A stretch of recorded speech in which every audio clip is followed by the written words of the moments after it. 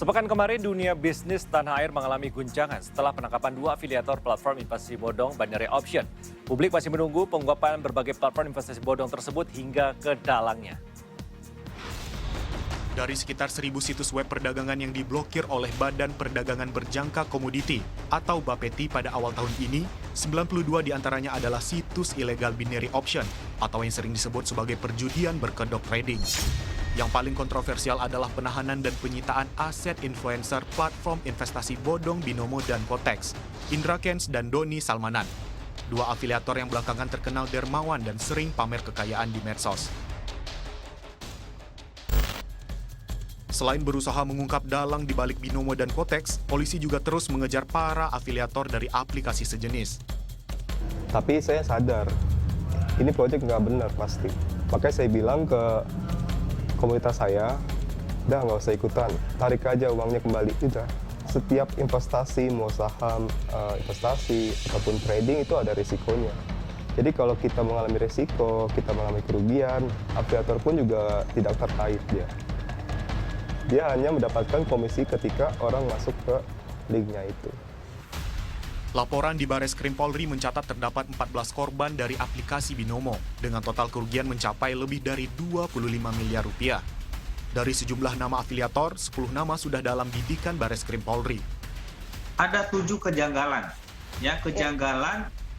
modus penipuan di dalam aplikasi ini. Pertama adalah saldo palsu. Nah, saldo palsu ini dalam arti gini, apa yang dipamerkan selama ini oleh afiliator bahwa saya menang 15 menit 10 juta, 30 menit 100 juta gitu ya, itu adalah palsu. Ya, palsu. Jadi itu disediakan oleh si broker ini untuk afiliatornya ya supaya dimainkan sehingga kalau itu profit berturut-turut maka diupload ke YouTube untuk menipu orang. Pada dasarnya, Bapepti tidak pernah menerbitkan izin untuk binary option. Namun penipuan berkedok investasi tidak hanya terjadi pada kasus binary option saja. Berbagai kegiatan money game, sejumlah perdagangan aset kripto, dan beberapa robot trading juga terkuak tidak memiliki izin. Nah, tapi kalau kita lihat memang seolah-olah wah ini ya option gitu ya. Ini trading sama seperti trading lainnya gitu ya.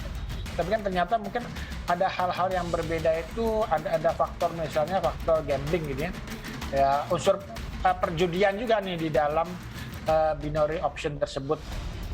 Kominfo menyampaikan bahwa peningkatan literasi digital menjadi hal yang sangat penting.